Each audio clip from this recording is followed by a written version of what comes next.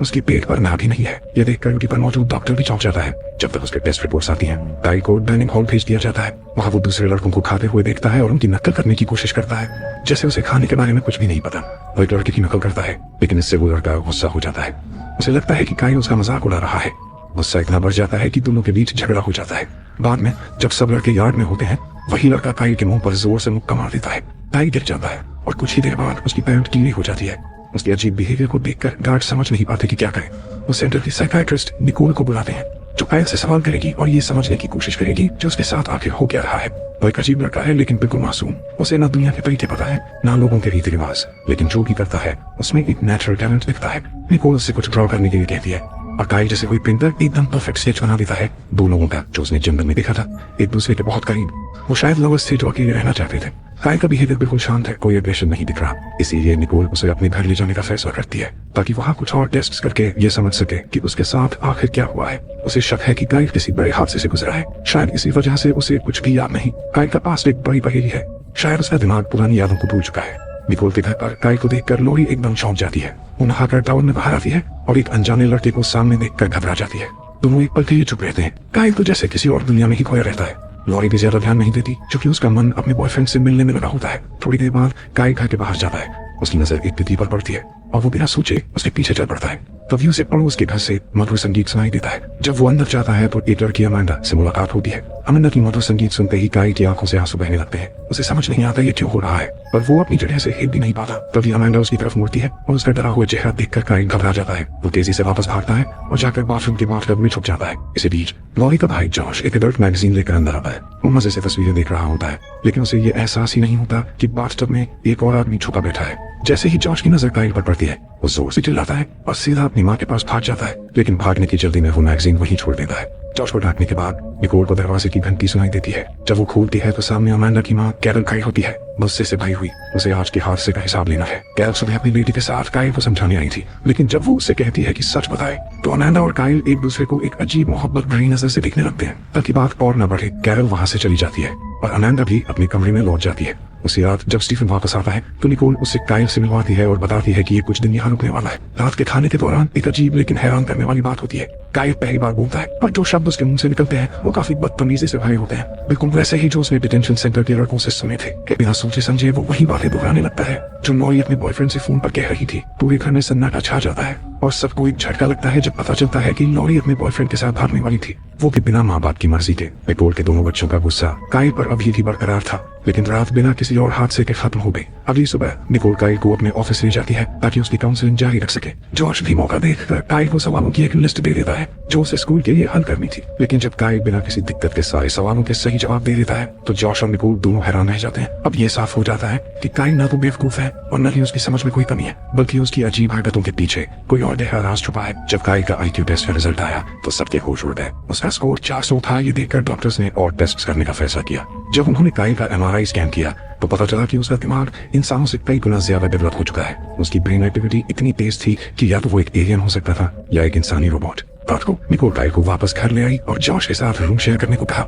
Josh को ये बिल्कुल पसंद नहीं आया, लेकिन कंप्लेन करता तो उसका अपना पनिशमेंट और बढ़ जाता। रात के बीच जब सब सो रहे थे, काइल ने दरवाजा खुलते सुना। उसने देखा कि लॉरी चुपके से घर से निकल रही थी। क्यूरियस होकर काइल उसके पीछे चल पड़ा और देखा कि लॉरी एक पार्टी में पहुंच चुकी थी।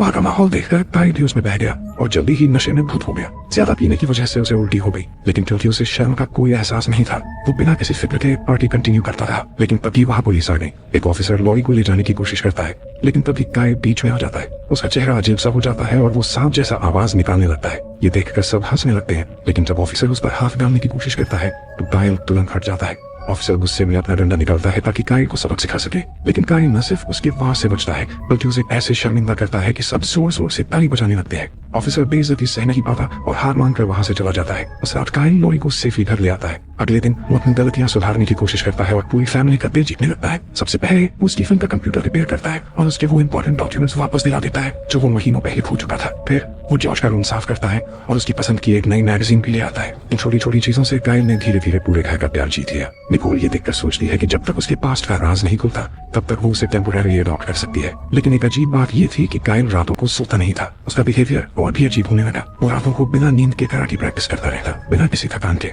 और सबसे अजीब बात, जो भी चीज हाथ लगती बिना सोचे समझे खा लेता, चाहे वो कच्चा हो या पका हुआ।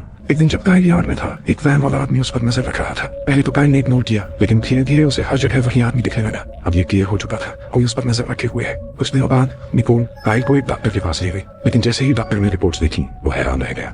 कायल का बॉडी बिल्कुल नया लग रहा था, जैसे उसने कभी कोई चोट भी न खाई हो। उसके दांत भी एकदम नए थे, बिना किसी कैविटी या डैमेज के। और सबसे शॉकिंग बात, उसका ब्रेन एक्टिविटी एक नॉर्मल इंसान से कई गुना ज्यादा था। डॉक्टर के पास इसके लिए कोई एक्सप्लेनेशन नहीं थी। उस रात डॉक्टर्स ने कायल को नींद की गोली दी ताकि वो आराम से सो सके, लेकिन छुपा हुआ राज तब सामने आया। नींद की गोली खाने के बाद भी कायल पूरी रात जागता रहा। इस बार वो अपने कमरे में नहीं बल्कि यार्ड में था, बस आसमान के तारे देख रहा था। स्टीफन को लगा कि शायद कायल के पास एक्स्ट्रा एनर्जी है जो खर्च करनी चाहिए, इसलिए उसने डिसाइड किया कि वो कायल को रनिंग पर ले जाएगा। स्टीफन एक समय पर खुद एक रनर था और उसे यकीन था कि वो कायल को थका सकता है, लेकिन स्टीफन का आइडिया उल्टा पड़ गया। कायल किसी ओलंपिक एथलीट की तरह दौड़ रहा था और अंत में थकने वाला स्टीफन खुद था, कायल नहीं। थकान और गुस्से के मारे स्टीफन वापस घर जाता है और निकोल से बहस करने लगता है। स्टीफन ने कहा कि कायल इंसान नहीं है और उसे वापस उस जगह जाना चाहिए जहाँ से वो आया है। ये बातें कायल ने खुद सुनी, इससे उसका दिल टूट गया और वो बिना किसी को बताए घर से भाग गया। स्टीफन ने हर जगह उसे ढूंढने की कोशिश की, लेकिन कायल कहीं नहीं मिला। पुलिस को भी कॉल किया गया, लेकिन उन्होंने कहा कि जब तक 24 घंटे नहीं होते वो कुछ नहीं कर सकते। रात को निकोल को अपने बेड के पास वाली टेबल पर कायल के बनाए कुछ ड्राइंग्स मिली। उनमें एक जगह बनी थी जिसे निकोल पहचानती थी। बिना वक्त गवाए स्टीफन और निकोल टॉर्चेस लेकर वुड्स की तरफ निकल पड़े। आखिरकार उन्हें कायल वही मिल गया, वही जगह, वही तरीका, बस तारे देखते हुए खड़ा था, जैसे अपने घर को याद कर रहा हूँ। घर वापस आने के बाद स्टीफन ने अपनी गलती मानी और कायल से माफी मांगी। उसने उसे गर्म पानी से नहाने का प्रस्ताव दिया। वहीं जब कायल ने पहली बार रेडियो सुना, उसके सिग्नल्स के बीच आने वाली व्हाइट नॉइज ने उसे शांत महसूस करवाया। और उस रात पहली बार इतने दिन बाद कायल को नींद आ गई। अगले दिन कहानी एक नए मोड़ पर आ जाती है। पुलिस का एक फोन आता है निकोल के लिए। उनका कहना था कि उस जगह के पास जहाँ कायल मिला था एक इंसानी ढांचा पाया गया है।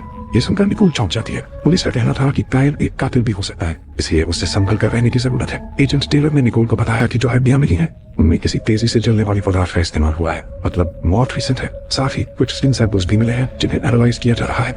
टेलर कायल से तुरंत सवाल जवाब करना चाहता था, लेकिन निकोल किसी तरह बात डाल देती है, कम से कम तब तक जब तक कायल उठ नहीं जाता। अगली सुबह जैसे ही कायल उठता है वो टीवी देखने की कोशिश करता है, लेकिन एंटेना खराब होती है। बिना किसी देरी के वो सीधे छत पर चढ़ जाता है और एंटेना को रिपेयर कर देता है। लेकिन जैसे ही वो नीचे आने लगता है वो छत से कूद जाता है और ये सब कुछ अमेंडा अपनी आंखों से देख लेती है। अमेंडा ये सब देखकर घर आ जाती है। वो सोचती है कि कायल छत से गिरकर चोटिल हो गया होगा, इसलिए उसका ध्यान भटक जाता है और उसकी कार कंट्रोल से बाहर हो जाती है। गाड़ी सीधा जाकर कचरे के बड़े डिब्बे से टकरा जाती है। तभी कायल बिना किसी चोट के उसके सामने आ जाता है। अमांडा ये देखकर और भी ज्यादा हैरान हो जाती है, क्योंकि उसने अपनी आंखों से देखा था कि कायल काफी ऊंची जगह से गिरा था, लेकिन उस पर एक भी खरोंच नहीं थी। कैरल, जो पहले ही कायल को पसंद नहीं करती थी, गुस्से में आ जाती है। उसके लिए गाड़ी का डैमेज ज्यादा बड़ी बात थी। गुस्से से वो अमांडा को धमकाती है कि उसका ड्राइविंग लाइसेंस वापस ले लेगी, लेकिन तभी कायल आगे बढ़कर सारी वोलती अपने सर ले लेता है। ये देखकर कैरल और भी ज्यादा गुस्से में आ जाती है और चीख पड़ती है, मेरे बेटे से दूर रहो। उसे याद स्टीफन घर लौटता है और निकोल से अकेले बात करने को कहता है। वो बताता है कि पुलिस ने एक और चौंकाने वाली बात बताई है। जिस दिन कायल मिला था उसी दिन एक आदमी भी लापता हो गया था। अब निकोल और स्टीफन और ज्यादा बेचैन हो जाते हैं, लेकिन जो भी हो उन्हें ये नहीं पता कि उनकी सारी बातें एक और इंसान सुन रहा है। वही आदमी जो दिन भर कायल का पीछा कर रहा था, वो एक रिमोट माइक्रोफोन के जरिए उनका पूरा कॉन्वर्सेशन सुन रहा था। अगले दिन सुबह निकोल जब लड़कों का रूम साफ कर रही होती है तो उसे कायल के बनाए हुए कुछ ड्राइंग्स मिलते हैं। इन ड्राइंग्स में एक पैटर्न होता है। जब वो उन्हें ध्यान से देखती है और साथ में जोड़ती है तो उसे एक सिंबल दिखाई देता है, वही सिंबल जो क्राइम सीन पर मिला था। अब ये कंफर्म हो जाता है कि कायल वहाँ मौजूद था और हो सकता है कि उसका कोई कनेक्शन हो। दूसरी तरफ अमांडा ने लाइफ गार्ड की नौकरी ले ली है। कायल जो उसे पसंद करने लगा है उसका ध्यान खींचने के लिए स्विमिंग पूल में जंप करने का प्लान बनाता है ताकि अमांडा उसे बचा सके, लेकिन छोटी सी गड़बड़ हो जाती है। लोग उस पर हंसने लगते हैं। उसका प्लान एक बड़े शर्मिंदगी में बदल जाता है। उसी दिन शाम को अमांडा निकोल के घर आती है ये देखने के लिए कि क्या कायल ठीक है। निकोल उसे अंदर आने देती है, लेकिन जब अमांडा उसके रूम में जाती है तो पता चलता है कि कायल वहाँ नहीं है। उसी वक्त अमांडा को कायल के सारे ड्राइंग्स दिख जाते हैं जो उसने उसके बनाए थे। ये देखकर उसे लगता है कि कायल उससे कुछ ज्यादा ही ऑब्सेस्ड है। लेकिन अगले दिन अमांडा फिर से कायल को पूल में देखती है। इस बार वो उससे मदद मांगता है ताकि वो स्विमिंग सीख सके। कुछ बेसिक टिप्स मिलने के बाद कायल पानी में इस तरीके से तैरने लगता है जैसे कोई अक्वामैन हो। ये देखकर सब चौंक जाते हैं और अमांडा भी हैरान रह जाती है। वहीं से अमांडा उसे इनवाइट करती है कि जब उसके पेरेंट्स घर पर न हो तो वो दोनों साथ टाइम स्पेंड कर सकते हैं। जब दोनों उसके घर पहुंचते हैं तो अमांडा अपने फादर के कुछ ड्राइंग्स निकालती है जो हाल ही में गुजर चुके हैं। हैरानी की बात यह थी कि उनके ड्राइंग्स और कायल के बनाए गए स्केचेस एक जैसे लग रहे थे। यही वजह थी जो अमांडा ने उसे वहां बुलाया था। बाद में कायल ने सोचा कि वो अमांडा के लिए एक खूबसूरत गिफ्ट बनाएगा। उसने अपने और अमांडा के फादर के आर्ट स्टाइल को मिलाकर एक कमाल का पोर्ट्रेट बनाया। अब बस उसे हिम्मत उठाकर ये गिफ्ट अमांडा को देना था। उसे शाम एक पार्टी में जहाँ वो अमांडा से मिलने वाला था उसका प्लान बिल्कुल बिगड़ गया। अमांडा पार्टी में अपने बॉयफ्रेंड चार्ली के साथ आई जो कायल के लिए एक बड़ा झटका था। उसका पूरा प्लान जो उसने अपनी फीलिंग्स कन्फेस करने के लिए बनाया था तबाह हो गया। उस रात घर वापस आकर कायल बहुत उदास था। वो बस एक ही चीज सोच रहा था, वो कौन है, क्यों उसकी यादों में सिर्फ वो जंगल और तारे हैं। अगले दिन निकोल ने उसे बताया कि उसने एक दोस्त को बुलाया है जो हिप्नोसिस के जरिए उसकी यादों को जानने की कोशिश करेगा। काइल इस बात पर तैयार हो गया और सेशन शुरू हो गया। हिप्नोसिस के दौरान काइल अपने दिमाग में उस रात के जंगल के सीन में वापस पहुंच जाता है। वहाँ वो वही आदमी दिखता है जो हमेशा उसका पीछा कर रहा था। ये आदमी किसी दूसरे शख्स से लड़ रहा था। फिर अचानक वो आदमी उस दूसरे आदमी पर गोलियां चला देता है और भाग जाता है। तभी काइल उसका नाम पुकारता है, डॉन फॉस। ये नाम सुनते ही निकोल का दिमाग घूम जाता है। उसे याद आता है कि जब वो पुलिस स्टेशन गई थी तब उसने ये नाम सुना था। टॉम एक नया ऑफिसर है जो कुछ ही दिन पहले इस शहर में आया है। ये बात और भी ज्यादा सवाल उठाती है। निकोल काइल से कहती है कि जो भी उसने देखा उसका एक स्केच बनाए। काइल बिना किसी गलती के एक परफेक्ट पोर्ट्रेट बना देता है और उस आदमी का चेहरा साफ साफ दिख रहा था। कुछ दिन बाद वही चेहरा अखबार में छपता है। उस आदमी का नाम फेल्डमैन था, एक यूनिवर्सिटी प्रोफेसर जो ह्यूमन मेमोरी का एक्सपर्ट था। अब ये कंफर्म हो गया था कि जंगल में मिले हड्डियां फेल्डमैन की ही थी। अब सवाल ये था, फेल्डमैन का काइल से क्या कनेक्शन है? इसका जवाब ढूंढने के लिए काइल यूनिवर्सिटी जाने का फैसला करता है। यूनिवर्सिटी पहुंचने के बाद एक बड़ा सरप्राइज उनका इंतजार कर रहा होता है। जैसे ही काइल एक फोटो देखता है जिसमें फेल्डमैन के स्टूडेंट्स दिख रहे होते हैं, उसका दिमाग हिल जाता है। उसी फोटो में एक लड़का खड़ा है जो और कोई नहीं बल्कि खुद काइल है। लेकिन जब फेल्डमैन की असिस्टेंट हॉली से पूछा जाता है तो उसे काइल के बारे में कुछ भी याद नहीं आता। वो कहती है कि उसने सालों तक प्रोफेसर के साथ काम किया है लेकिन उसने कभी भी काइल को नहीं देखा। काइल उसे फोटो दिखाता है। हॉली थोड़ी कंफ्यूज लगती है लेकिन फिर भी वो मान जाती है कि काइल के साथ कुछ मेमोरी टेस्ट किए जाएं। और यहाँ एक और शॉकिंग बात सामने आती है, काइल हर एक टेस्ट में 100% स्कोर करता है। हॉली हैरान रह जाती है, ऐसा पहली बार हुआ था। एक्साइटमेंट में वो बताती है कि फेल्डमैन की रिसर्च इंसानी दिमाग की लिमिट्स को तोड़ने के बारे में थी। इंसान सिर्फ अपने दिमाग का 10% ही यूज करता है।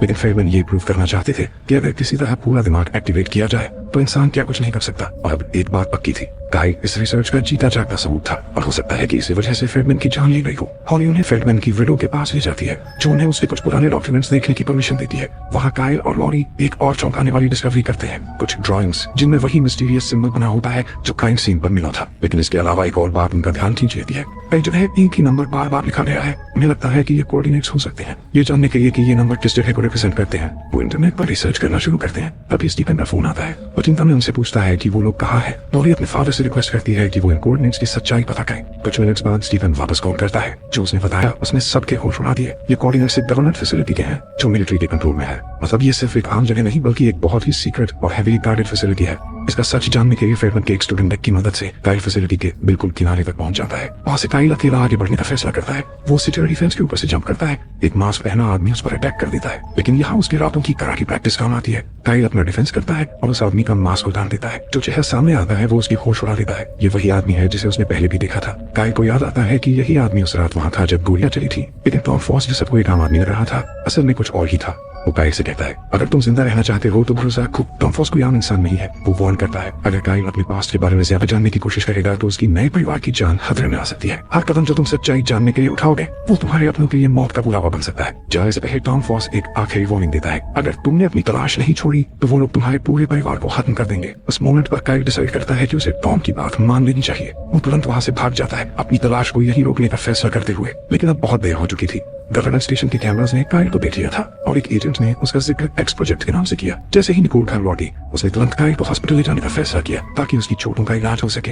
लेकिन हॉस्पिटल पहुंचते ही एक अनजान कपल वहां आता है जो दावा करता है कि वो काइल के असली माँ बाप है। वो लोग कहते हैं कि वो अपने बेटे को लेने आए हैं। उनके पास तस्वीरें, डॉक्यूमेंट्स और सबूत हैं जो ये साबित करते हैं कि वो सच में काइल के बायोलॉजिकल